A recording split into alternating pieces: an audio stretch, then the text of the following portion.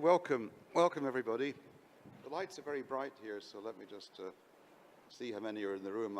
I sense some after effects of last night's party, or else a sudden lack of interest in policy. But this will be a policy session, and we have 3 policy experts here, so it will be, I'm sure, very useful. And we've given plenty of time for questions. I'm Paul Bacsich. I'm owner and manager of a company called Matic Media Limited, which doesn't really tell you anything. But one of the things I do a lot of work is on policy work, directly or indirectly, for the European Commission on policies relating to online and distance learning and open educational resources and MOOCs and that kind of thing. And so I find this kind of thing, so I'm a real policy wonk, I find this kind of thing fascinating. I live it, and some people even pay me to live it, which is good to know.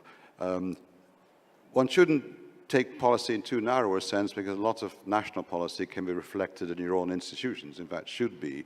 So there are a lot of institutional lessons you learn indirectly from this. So we're going to begin now, and we have 3 speakers. I think the early versions of the program on the web had 4 speakers. Unfortunately, our speaker from Germany couldn't be with us. There's a lot going on in Germany too, which you can find out from your German colleagues.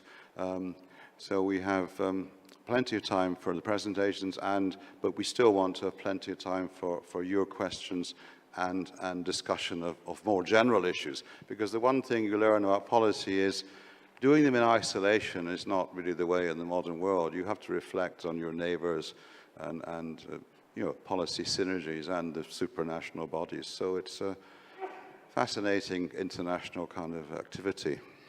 So our first speaker is Ahmed El-Sobky from the Information Technology Industry Development Agency, ITIDA, in Egypt. He's based in Cairo.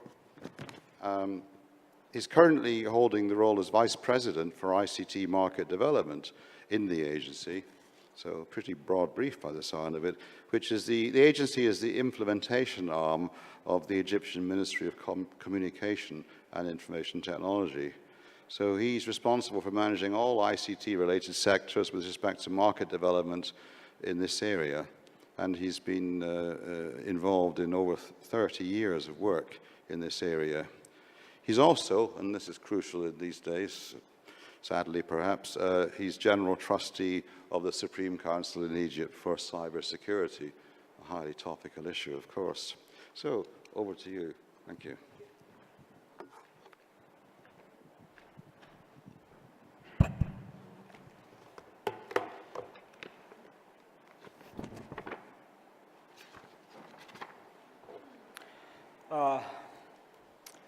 Good afternoon to you. It's my pleasure to come again to Online Educa Berlin after 2 years of absence.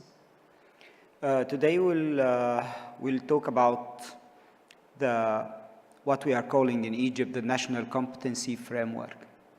The National Competency Framework is the framework for developing the talents working in the ICT in Egypt. First of all, I will give you an overview about Egypt's ICT and what we are doing, and our organization, or my organization, ITIDA. In Egypt, Strategy 2030, we are concentrating on the ICT as the flagship for Egypt to make the economic growth very fast. ITIDA is the Information Technology Development Agency. It has been established in 2004 to develop the ICT industry in Egypt. Our vision is enhancing the whole ecosystem related to the ICT in Egypt. And our mission is to identify the needs of the industry. We are a governmental agency, but we are interested in developing the private sector. So our mandate is developing the ICT private sector in Egypt. We are not working with the part of developing the ICT in government. This is the mission of the MCIT, or the Ministry of Communication and Information Technology, but we are there for developing the private sector. What we do is we are the catalyst, we are the promoter, we are the developer of the whole elements of ICT in Egypt for the private sector. The ICT workforce in Egypt, according to the statistics by international bodies like McKinsey, like A.T. Kearney, like Gartner, the whole things, are approximately 190,000 working in this field in Egypt, especially for the part working in the outsourcing. And they are planned to be approximately 250,000 very soon in 2021.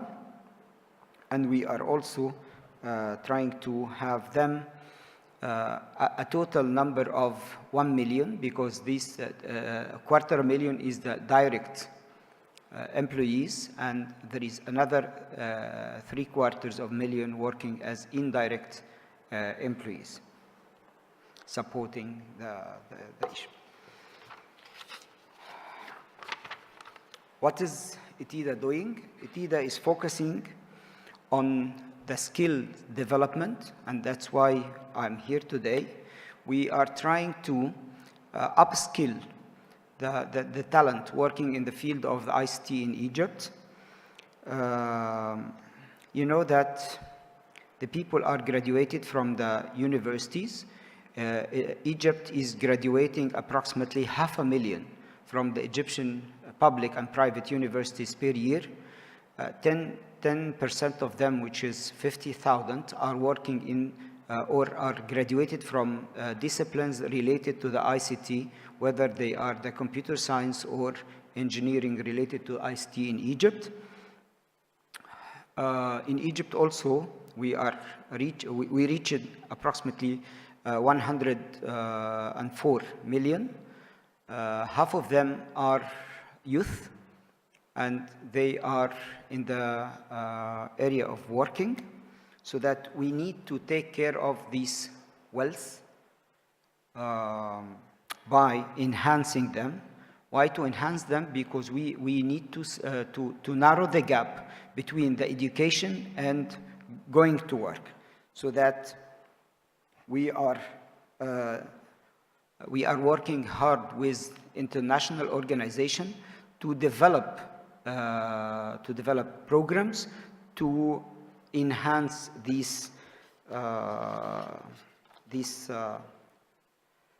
talent. What we are doing. We started with the IFC, a program called National Competency Framework 2 years ago. And we assigned with the IFC an international HR consultant called Ahmed to do this job. What is the competency framework? The competency framework is an integral component under a big umbrella called E4E, or education for employment, so that we are working very hard for education to employment directly, so that the people narrow the gap between getting graduated and be available for the work in the multinationals or the national companies working in the field of ICT. This framework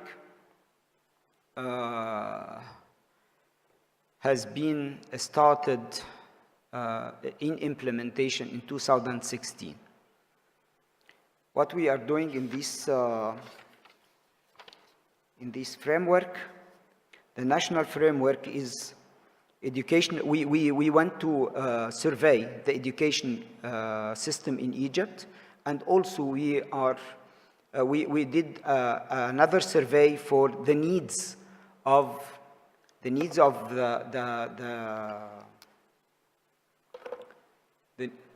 can we put off this slide a little bit? It's really bothering me. Yeah.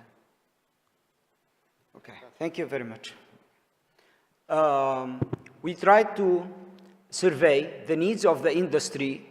What is the real needs from the different sectors in Egypt? The software development, the electronics, the outsourcing, something like that, so that the people, the multinationals and the national companies give us the whole requirements for every job.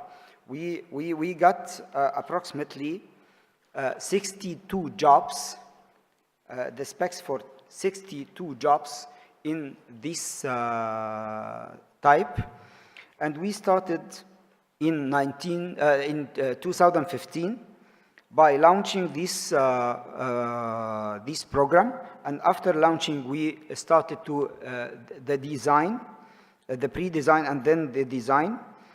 So then we started in 2016 the adoption and execution.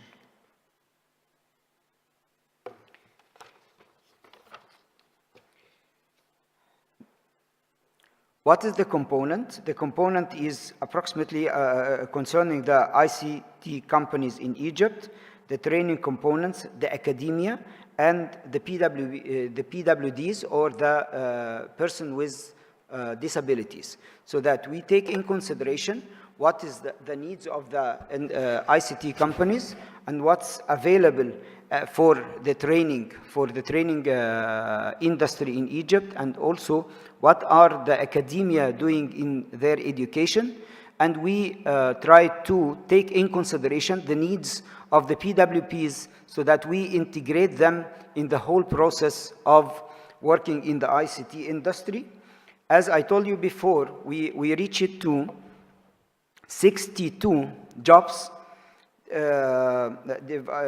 between the IT products and services, in addition to the electronic and hardware and telecommunication, information technology enabled services. We had reached to a whole handbook or a manual for the companies to adopt it, and at the same time we reached to an agreement with the Supreme Council of Universities in Egypt, whether public or private, to include the requirements in their curriculum, so that we had this manual. The manual is putting the right steps for the companies to adopt this national competency framework, in addition to how the universities or educational institutions could modify their curriculum to be adapted to this competency framework. We started the adoption process with 3 universities. They are private, in addition to another 2 public universities on process. They are signing next week on next Sunday. Also, we are working with 7 companies to take their feedback concerning the part related to this adoption. Thank you very much. Thank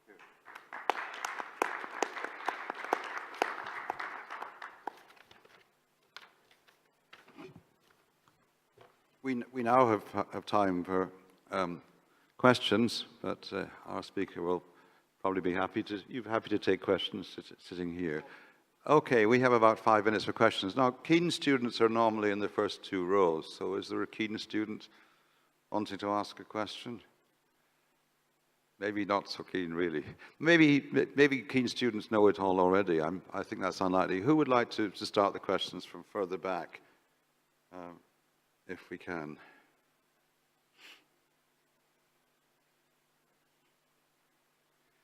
I'll start with chairman's privilege then, and come back to my hobby horse. When you're looking, and we had an interesting discussion with a country in sub-Saharan Africa at breakfast this morning, when you're looking for models to do this kind of thing, of course, we think we're all very clever people, but sometimes it's convenient to look outside the country for inspiration.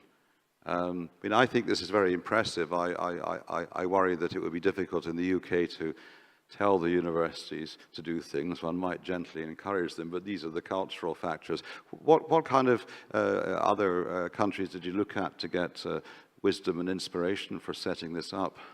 I think that when we finish the adoption phase, which will end mid of next year, sorry, we can start communicating with the Arab universities and also the African countries, because we are cooperating. We just was in one of our famous ICT forums last week, and we were discussing this with some of the African ministers working in the ICT arena to start putting the steps for cooperation with them in raising their talent also according to our experience and knowledge in implementing such a project. The issue is that this project, as I told you, under the umbrella of E4E, or Education for Employment, which is a program adopted by IFC. So that the umbrella or the issue is that this is an international for the countries working in the field of ICT, especially the developing countries, to narrow the gap between education and employment. Thank you. Do we have a question from the floor now to follow up? As far as my eyes can see, we don't. So we'll move on then to our second speaker. We'll have a session at the end where perhaps some of the more general topics will come up. So please, our second speaker is ready. We're going along the... no, actually, no, you've swapped. Yes.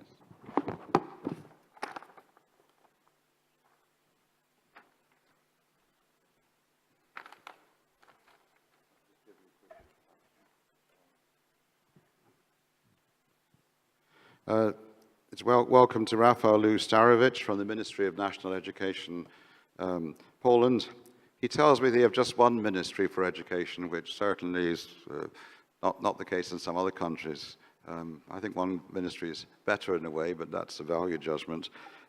He is a Deputy Director at the Ministry of National Education, coordinating the educational policy of innovation in Poland.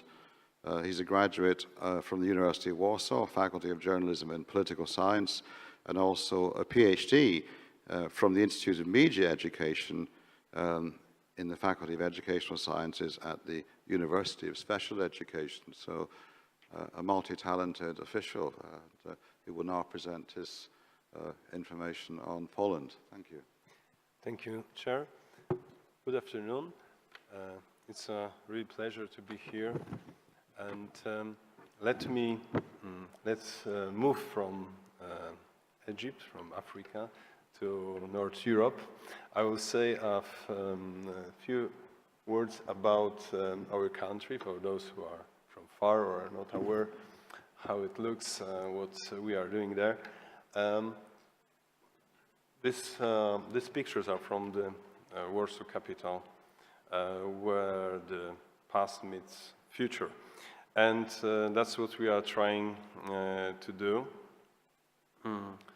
Like Mark Burkhardt said in the scholar in his novel, that we should do in education the same what conquistador Cortes done with the ships.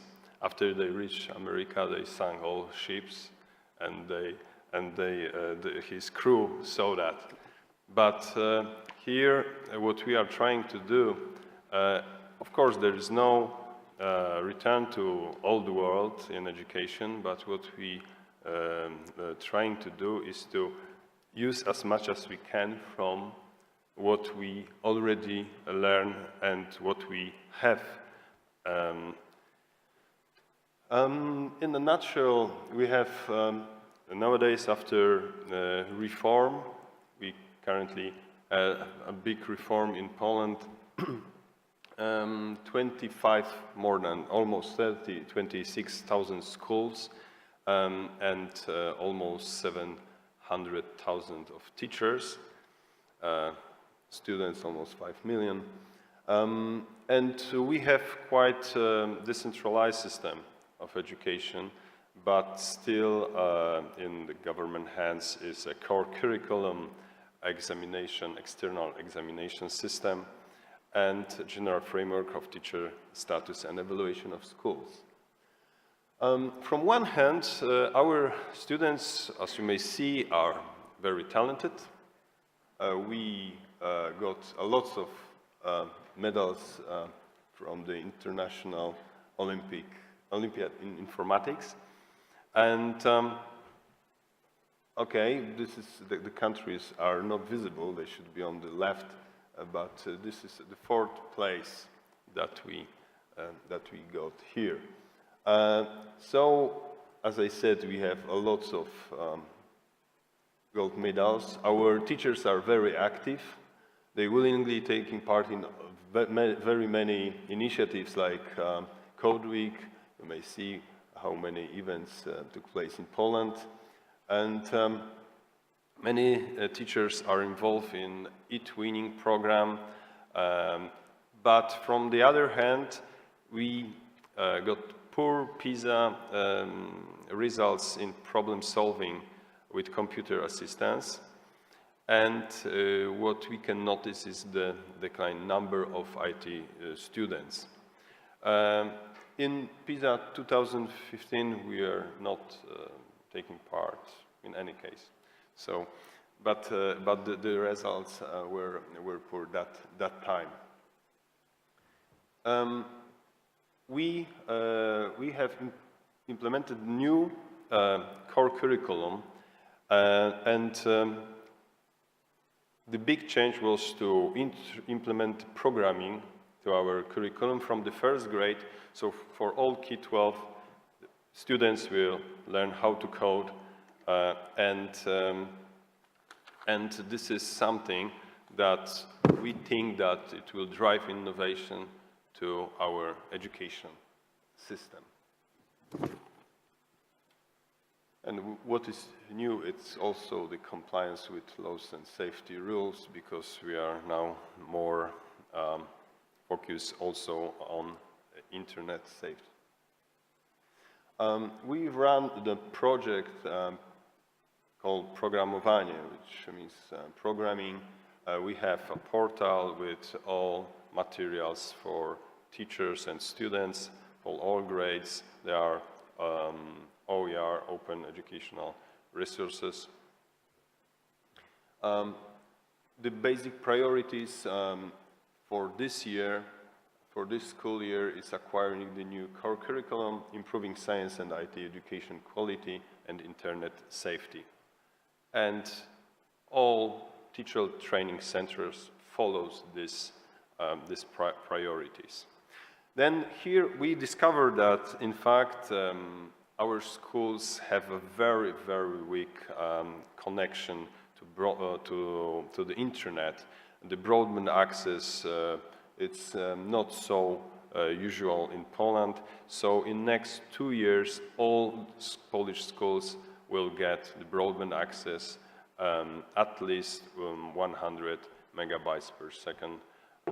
This is a minimum standard for all schools. The President of Poland signed a parliamentary act like 2 weeks ago.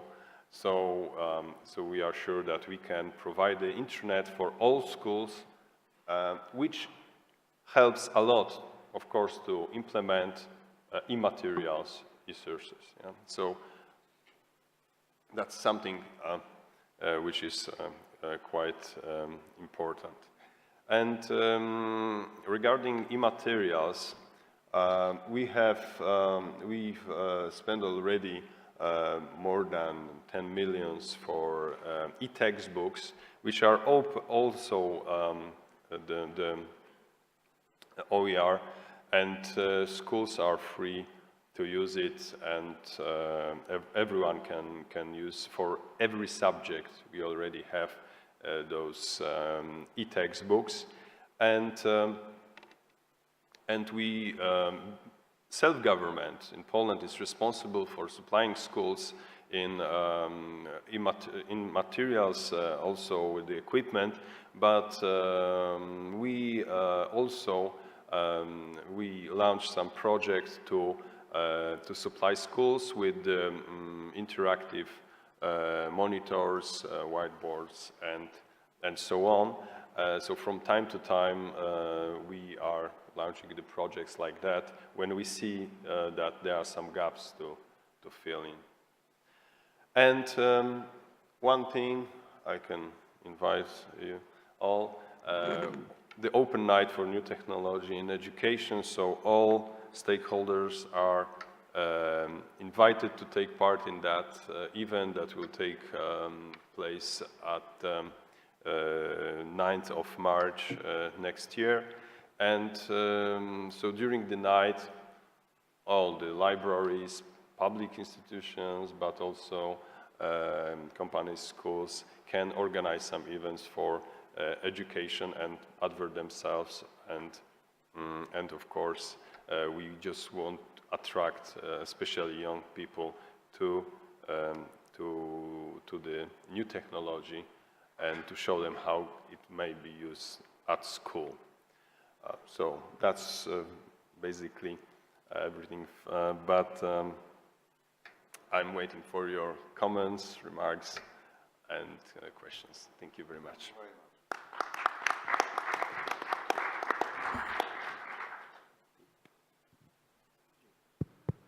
Right, so who would like to ask a question? I mean, to me, there are several fascinating points about that, but I'm just the chairperson.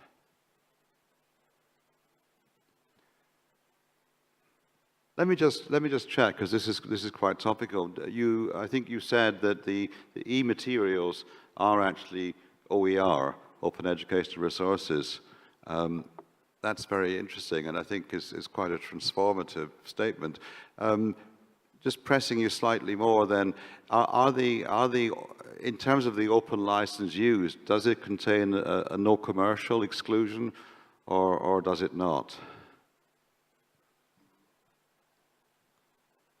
I mean, we already in this year, to the end of this year, we'll have the brand new amount, about 10,000 materials, and all those e-textbooks are, I mean, commercially excluded. But you can freely use a part or all of that materials for the educational purpose.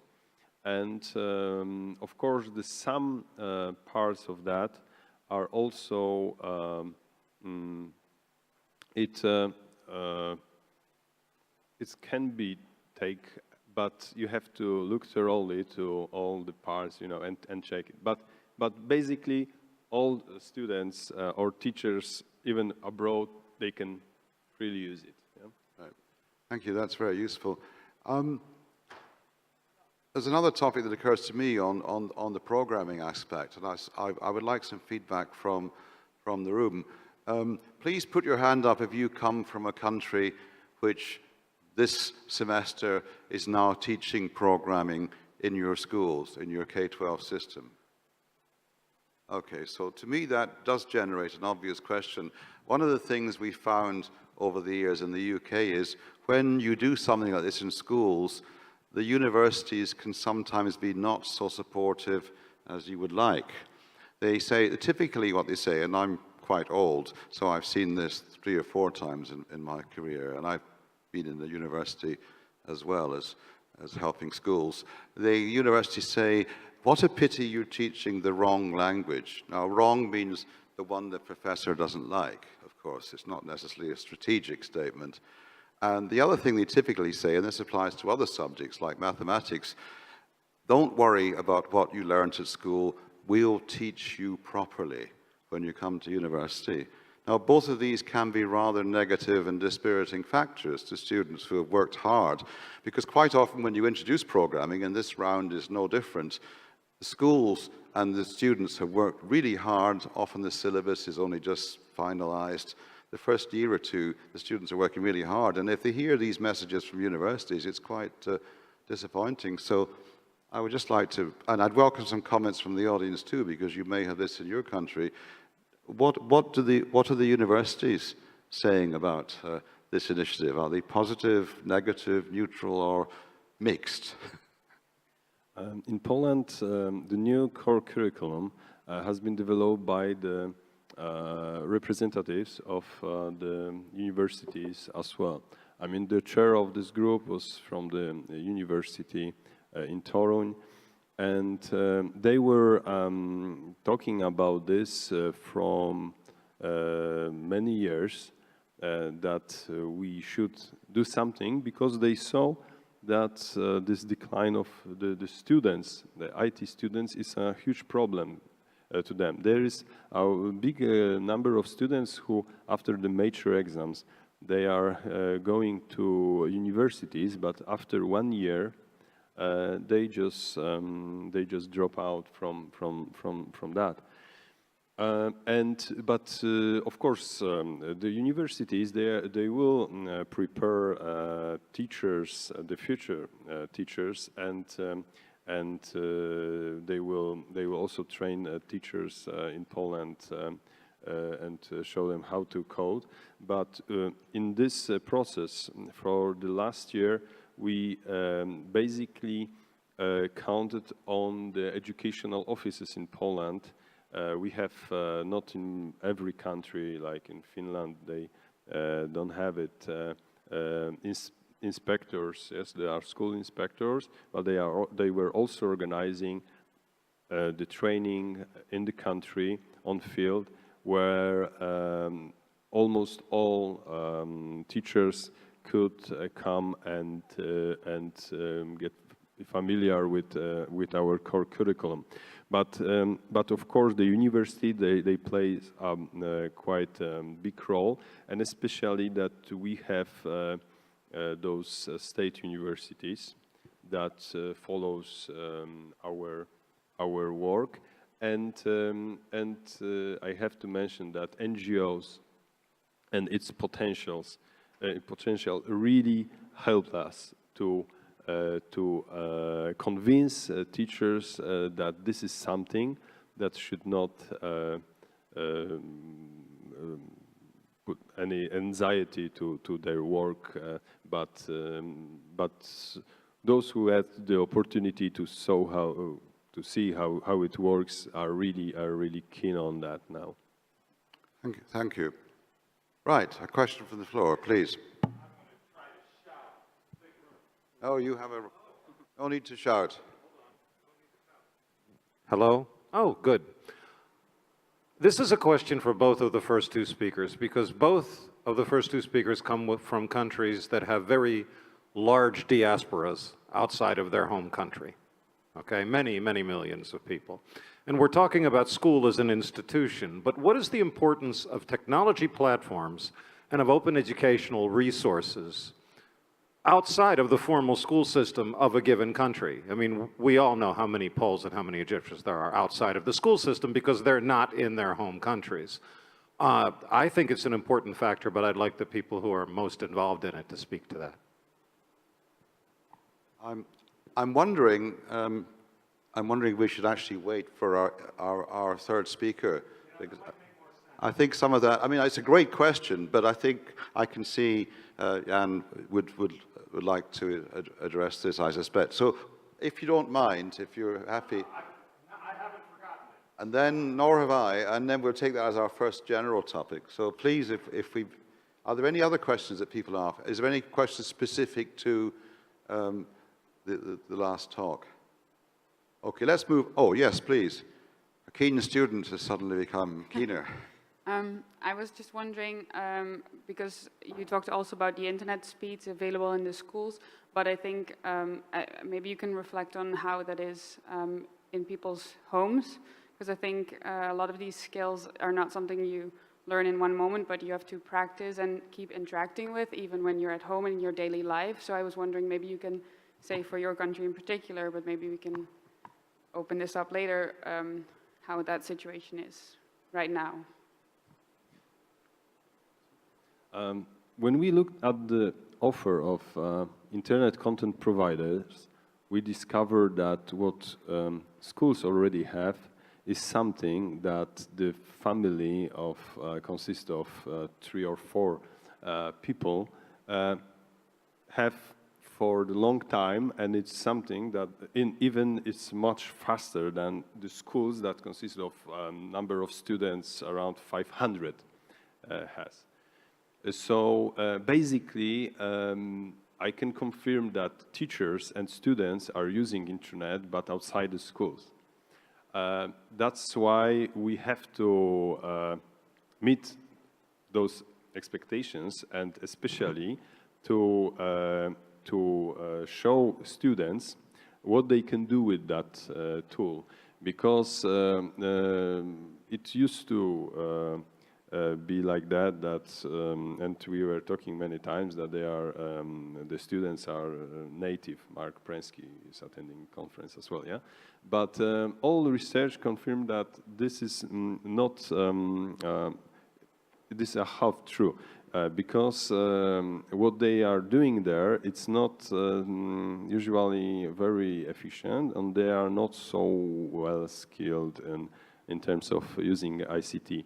So that's why the programming and all those activities will probably, we really count on that will help them. But without internet, it's pointless totally, yes? Because to use all those extra materials, they are really nice, but without efficient internet access, it's even worse than to try to implement that. It's even worse than not to implement it at all, because they were just start to boring with that and fed up. So I think that this is the first step. It was a pity that for the last years we spent as a government so many resources we were putting it for developing materials and stuff like that, but we forgot about something that is really basic. Thank you. Okay, thank you. We'll move on to Jan Pakulski, our third speaker, who has a long and distinguished career. He joined the European Commission in 2009, but before that worked for many years for the World Bank in Washington, D.C. Prior to that, he was an expert in the area of social development for the Dutch government, the FAR program, the Council of Europe, and others. He's also worked in a Netherlands-based international NGO. He's managed to pick up degrees from 2 countries, so he is a true citizen of Europe, and obviously a very busy person. So and he will talk about digital badges, so you see the relevance to the question. Thank you, Paul, for the introduction. You make me feel even older. Dear colleagues, I'm delighted to be here. We actually had the interesting point of this session becoming interesting, and here I am with another PowerPoint presentation. So I try to be brief. I'm actually here for a very specific purpose of presenting to you the main highlights of the report that we recently published. This is our annual kind of State of the Union report on the situation of education across the 28 EU member states. Let me start though with 2 footnotes. One, don't mean to sound bureaucratic. You may actually be interested to hear that the European Commission adopted a formal rule that prevents Commission officials to participate in panels that are single gender. So I'm actually not quite comfortable. I don't blame the organizers. They have clearly more liberal rules, but technically speaking, I should have not accepted this invitation. It's my oversight. Nonetheless, I'm delighted to be here, but for the record, you should know about our rule, which I think is a very important one, and I personally believe in it. Second footnote is those who are from outside the European Union or don't follow European project, its internal dynamics, I should maybe make one kind of clarification. The competence for policies in education within European Union rest with the EU member states. So that is a sovereign right of the governments. There are some other areas where governments agreed to pass the competence to the European Commission, European Union. I'm referring to foreign policy, trade, for example. Education is not the case, and that may prompt a question on your part: what am I doing here? What is the role of the Commission under the circumstances? And it is actually a very interesting interplay and an interesting dynamic that I witness every day. We are much more in the business of promoting good practices, of helping governments understand what works in education, what works less well in education, and let's remember it's a very dynamic area. Certainly if we talk about ICT and developments in this particular area. So in that context, we of course try to collect evidence and we invest significant resources in international surveys, in commissioning studies. Paul mentioned one of them, he's involved in directly, I understand. We also, of course, organize a structured dialogue among member states where they really have possibility to discuss specific sectoral issues in education. We also issue important policy statements where we kind of urge governments or encourage governments to take initiatives in certain areas. Again, migration crisis being a perfect recent example. We got all hit by a train overnight. Crisis confronted Europe with migration at a very short notice and prompted a lot of very significant challenges and the need for response. So that's again a good example where we work together with the governments, and in that sense, really try to find not a consensus, we never reached that one, but really a kind of common understanding what are the challenges and how different countries could respond to specific issues. My own team produces this annual monitor, which is exactly part of that exercise. You can see it in that context. We monitor the performance of education systems in Europe and publish this every November. So this is just has come out, and that's when the organizers encouraged me to bring it to your attention.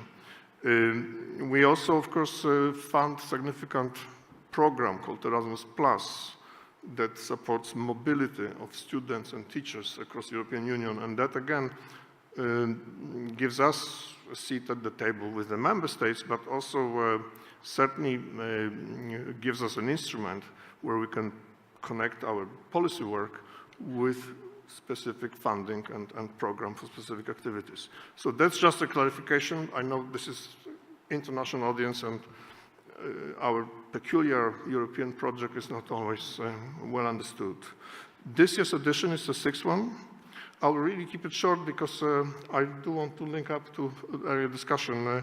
So we always routinely look at the performance of the member states vis-a-vis 6 benchmarks. So that's another thing I should maybe mention.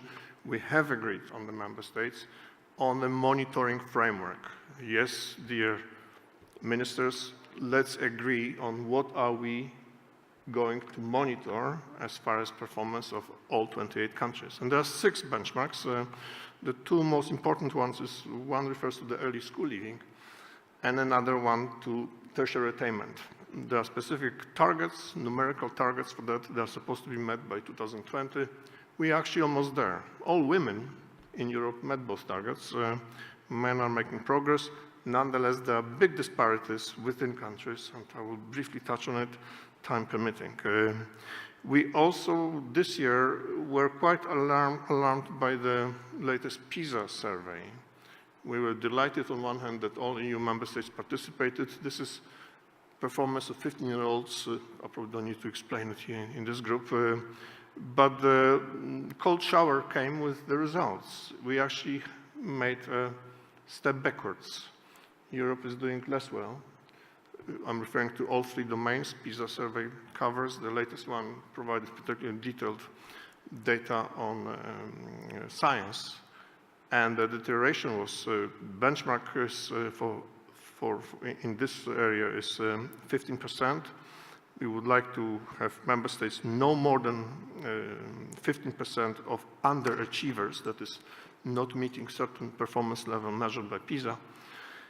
And we thought quite close in the Pisa 2012 round at 16%. Now we slipped to 21%.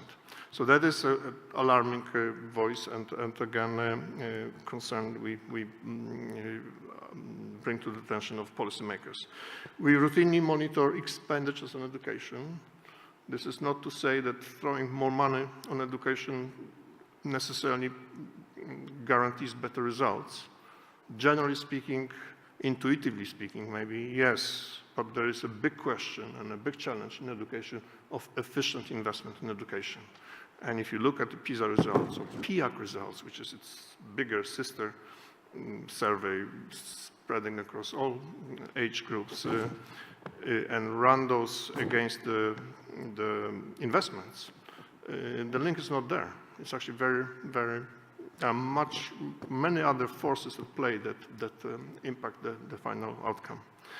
Then there's also a question, and that's a special focus of this edition, big challenge for Europe, the equity. Equity, let's maybe spend a minute on what do we mean by that, because equity has very different manifestations. In each one of them, education has a role to play. Education, inequality is toxic. It's toxic to economic growth. It's toxic to the human individual's health, functioning in the society, and so on and so forth. So we looked at inequality, number one, in very economic sense, simply income disparities, adjusted for, there are quite specific instruments for that. We also looked at gender inequalities. We look at the urban-rural divide.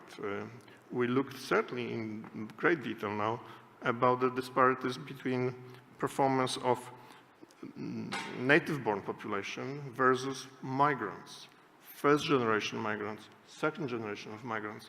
Very telling stories, prompting a lot of ideas for the response, and clearly stressing that the challenge is very much there.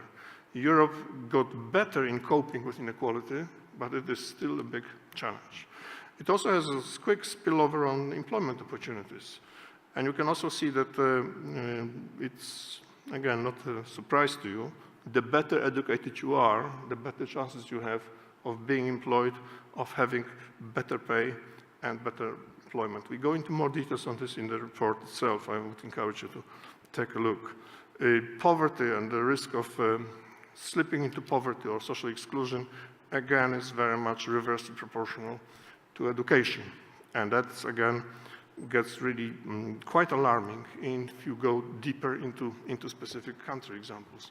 I should say that this monitor has two volumes. There is a second one, way thicker, which consists of 28 country-specific chapters. This one is the cross-country comparison, I think more interesting for this audience. I mentioned different manifestations of inequality. I will not dwell on it again. This is in great detail in our report. Here you have some more specific breakdowns I was referring to. Really big thing is the situation of migrants. You can see that in terms of performance in Pisa, in the science domain, they clearly show much worse performance. And that really calls for response of the policymakers with some specific measures. across all sectors, really. I don't have the slide here, but there's also quite interesting analysis to see how migrant students perform depending how long they have been in the education system of the receiving country. And obviously, the longer they are, the more they follow the national pattern, so to say. But it's quite clear to see that at what specific age groups teachers should be particularly focused on integrating migrant population. Let me also make a footnote here. The TALIS survey that we co-funded with OECD, this is the last one, I think, targeted 55,000 teachers in some 30 countries. It was very clear. Teachers really made a very strong point. They are lacking skills on dealing with, by the way, ICT, dealing with children with special needs. But now the new issue is integrating migrants. And again, different countries are better at this than others. Moving on, major determinant today of the performance of students in Europe is the socio-economic background, which is very scary. And this is not something we would like to see. Historically, also in some countries, this is getting worse. In this sense, again, you can also take a look at the disparities within countries. How long is that little line in some countries, and how big are the disparities? And that, again, is a major determinant of students' performance. Second one being the education of parents, which is also quite important to keep in mind. Gender, it's actually quite a story, because if you look at the EU line, it's actually quite symmetrical. Women in Europe, the gap in education between men and women is 10% in favor of women. Women are better educated. In terms of employment, the gap is exactly 10% as well, but the opposite. It's women who have much worse opportunities to obtain employment. In some countries, as you can see, that is quite dramatic. Early school leavers, big indicator we follow very closely, also historically. I will not dwell on it, but again, big disparities are there. Nonetheless, as far as the target is concerned, we are on the way of meeting it, and as I said earlier, women have met it. Here's a little summary of what I already said. I will not spend more time of it. Copies of the monitor are outside the room. Tertiary education, big thing. Until recently, Europe was clearly behind North America, behind Japan, in terms of number of students that completed tertiary education. We know very clearly that, as I mentioned earlier, in terms of employment, in terms of functioning in the labor market, in the modern society, tertiary education matters a lot. We set up a target of 40% by 2020. We are almost in 2020, and we are almost on with the target. But again, this has a very clear spillover effect on labor productivity, on Europe's competitive powers vis-à-vis other continents and countries around the world. That's, again, a little summary slide. I more or less drew your attention to this already. A big ticket item, if I can put it that way, not always appreciated by the politicians, is early childhood education, so that preschool education. And here, again, the target was set up back in 2009. By now, we are almost there, but again, not all countries, and again, this has very clear consequences for the actual performance at the later stage in educations of young people and then adult learning, adult education. Here's the summary slide on the performance of Pisa. I will not take your time on that. Again, Pisa with a comparison across the latest 3 Pisa rounds. One other dimension I wanted to show to you, again, going to employment prospects, we set the target of employment rate reaching 82%, which was the crisis of 2008. We are almost there as European Union. Again, in some countries, unemployment, youth unemployment particularly, is still a subject of big concern. Europe is doing very badly on lifelong learning, on adult education. And it's really worrisome. We are an aging continent. The irony is that people with best skills are most inclined to seek additional education, whereas those who have least education are least motivated or encouraged to follow additional education. So that is a big concern, and the program I mentioned earlier, Erasmus+, we are also not quite happy how that program has performed so far, and again, are looking now in the context of the next generation of our programs after 2020, how to strengthen that dimension of our work. On the expenditures of education, I just tell you, with the footnote I mentioned at the beginning, don't assume that the performance of the systems is better, but the good news is after the crisis, country after country is now spending more on education. We are at the 5% of GDP at the EU average, which is still below some other countries. Nonetheless, it's a good, already quite a good figure. It is the fourth largest government expenditure if you look at the situation, how governments spend the resources. I set up a little alarm clock to make sure I don't go beyond my 20 minutes. I have 2 more, but again, this is public expenditure. Maybe a few words, and that's the summary of the various targets. And finally, just to refer you that all of it you can find on our website. But let me now make a quick bridge to what colleagues have said, and I really spent a few minutes on the whole question of the ICT. It was hidden more or less in some of the slides, certainly when we talk about tertiary education. The Commission spent quite a lot of time in terms of sensitizing our member states to the whole dimension of the digital changes in our civilization, but also specifically what opportunities it offers to education systems. We actually published 2 important documents back in 2012 and 2013. I don't want to bother you with our technical jargon, but these were political statements for the government, one on rethinking education in light of that change, and another one on opening up education. We are also actively supporting other Commission services on promoting European digital single market. That is a very ambitious undertaking with many manifestations in various sectors.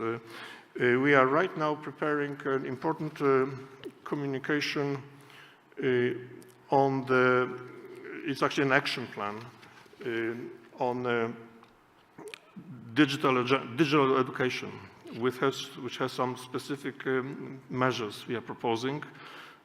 I'm not in a position to disclose them all, but as you can imagine, they do touch, again, on things I mentioned already, on furnishing teachers with better education in this area, on getting better evidence. We just agreed with OECD colleagues that the Pisa in 2018 will have a module on measuring ICT skills among young people. We are funding a major survey conducted by European Commission also on that topic with another service, and hope to have the results in 2019. So that is a very important area for us. The digital competences, we are looking at this very carefully, and again come with specific recommendations. In the same context, there is also effort to fund high-speed broadband availability. In schools, universities are already in much better shape. The big priority area here is schools that are involved in vocational education training that quite often are less well equipped than many other countries. So, just making a link to the question posed, but again, the two colleagues here are way better positioned representing specific countries.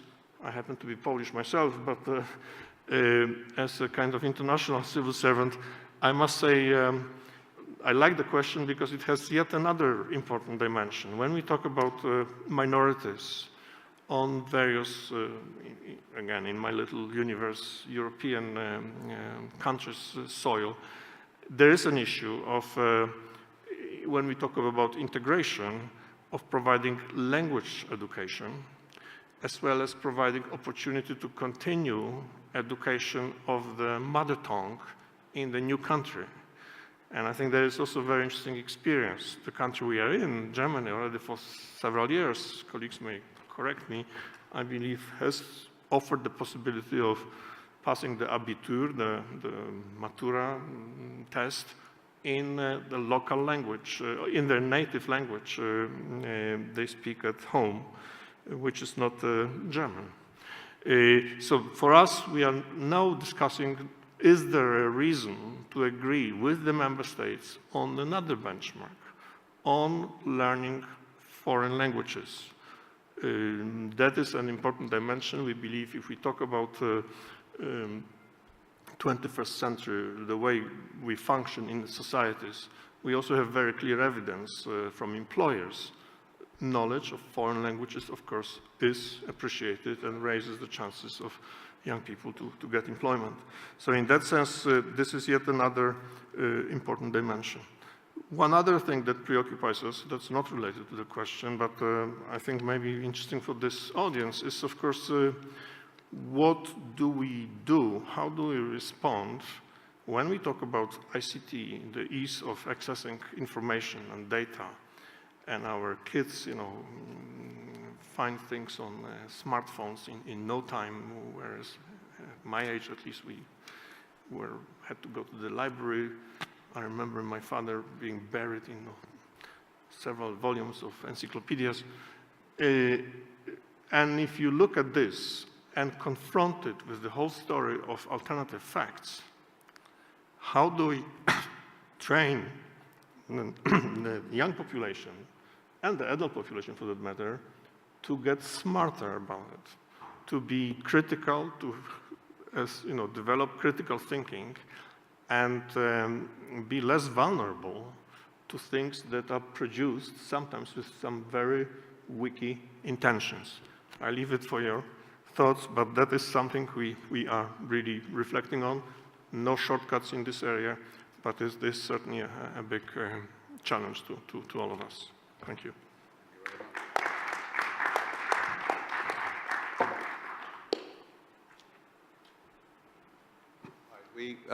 If anyone was going to rush out for lunch, don't bother. They're all ahead of you. So we will finish at 1:15 promptly. It's one of these situations where being a bit later is actually a benefit. Now, I'd like to return to the general question. Would our questioner just like to repeat the question so we all know what it was? And there may be slightly different wording in the light of the information you've heard now. Well, I mean, I would add to that the fact that, inter-European migration is also affected here. But no, just to repeat the question, I don't have any real changes to it. What is the importance of open educational resources on technology platforms in the policy area? How can policymakers really try to push that out, not just to their formal school systems right there in their countries within their borders, but what are they doing and what can they do better to get beyond that to their diasporas, whether they be close diasporas, Poles in Ireland, okay, or far diasporas, Poles in Vancouver, I don't know. But, what can be done? Okay, I think, I don't think we have any Poles in Vancouver on the panel this year. I would like to start with our speaker from Egypt, because of course Egypt has a number of collaborative arrangements with the Commission, and of course the language there is Arabic, which of course is increasingly spoken in various dialects within the EU. And I think if you had some comments on the open education resources issue, which is active in all countries in one way or another. Egypt is using the MOOCs very intensively, and we have a big program for especially training the people specialized in the ICT with the big players in the MOOCs like Udacity, like Coursera, and something like that, so that we are heavily using the MOOCs, we are heavily using internet-based training for training the specialized people in the field of ICT. In addition to that, we have also a specialized university, a pure e-learning university called EELU, Egyptian E-Learning University. They started to deliver their undergraduate and postgraduate programs, I think, 5 years ago. So that we started e-learning, or we starting technology-based learning in Egypt very early. I myself was one of the people who has started these programs in Egypt in 1997. Thank you. Thank you. Perhaps moving on to Poland next, and then up to the Commission, if we can put it that way. First of all, from Poland.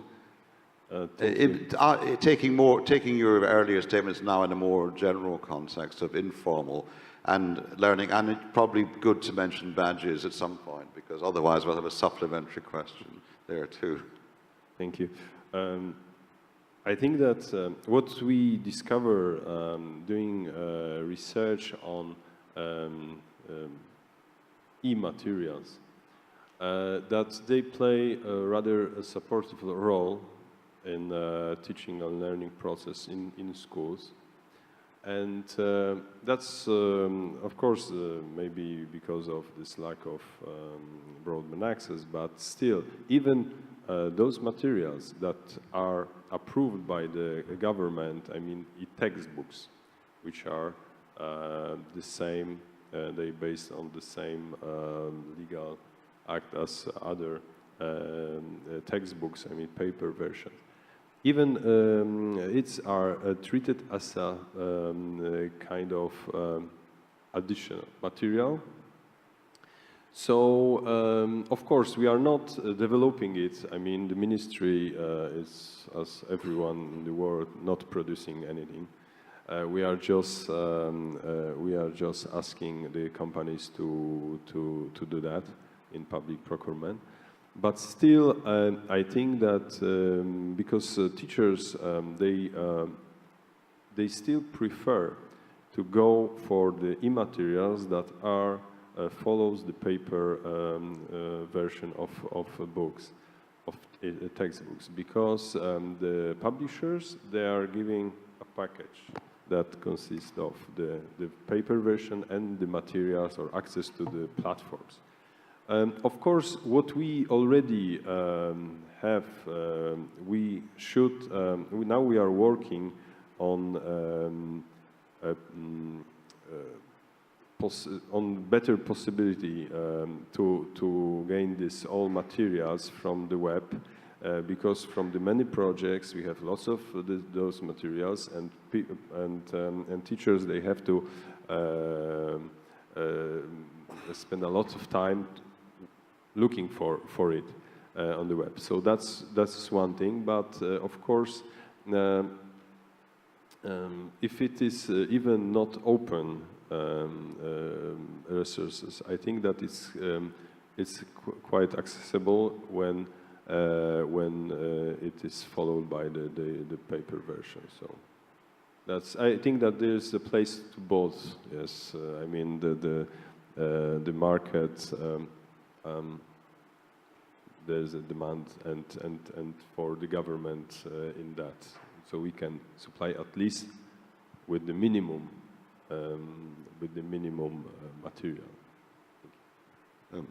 Final word from the Commission on open educational resources, or enough has been said already. Okay, I think that's a very interesting question. One perhaps takeaway I would suggest people to think about. Many of the European, many of the member states have substantial diasporas, and one of the things we noticed in an earlier project for the European Commission was that there are many, the US people would call them online K-12 schools. In Europe, we tend to call them virtual schools, so that the children of the parents in the diaspora can keep in contact, often with the language, quite often with the culture of their original nation, and also in several cases with the qualifications of that home nation, because there's often a belief that the diaspora is a kind of one-way approach, but there are a number of diasporas which grow, and then sometimes people return. International diplomats, business people, all of them have children in far-flung places. And it's interesting that European countries, even very small countries, have been quite active in that area. And it's quite a good approach. And of course, it could apply to other communities, not necessarily from within Europe, but it doesn't seem to, or at least if it does, it's not visible. I suspect these systems exist in many countries, but no one's been looking at them. And I think they're a very valuable way of building, integration with their original community, and also integration with the host community. So there's lots to think about. So I think that was a very thought-provoking question. Just on a procedural note, I will take back the note about the gender imbalance of the panel. I'm on the steering committee of Online Educa, and I will certainly take that back. And note that this panel appeared to be unusual in the session, and make sure it doesn't happen again wherever we can make it so. The fourth speaker we had was also male, which compounds the felony, as they might say in English law. Anyway, thank you for your attention and questions, and I think it's right to give one more vote of thanks to all the speakers. Thank you.